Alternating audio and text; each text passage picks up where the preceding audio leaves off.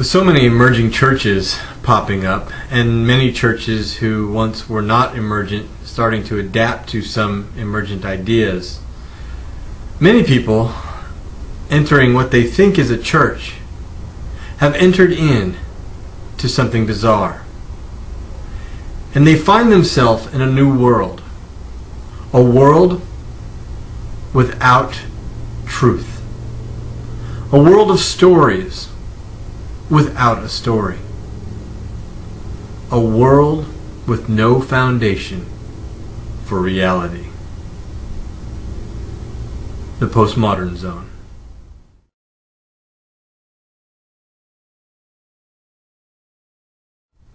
If you find yourself in a church and you begin to wonder what's going on, and you begin to wonder, have I entered the postmodern zone?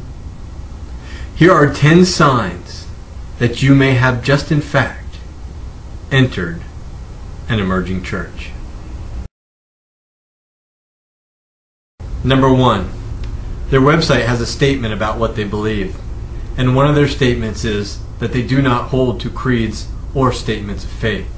Number 2, they're constantly teaching against other churches and Christians who engage in polemics. Number 3, they reject the commercialism of the modern church by making their church feel more like a coffee shop. Number 4, they have a strong desire to be relevant for the sole purpose of being relevant. Number 5, the term living incarnationally means living less like Christ and more like the world.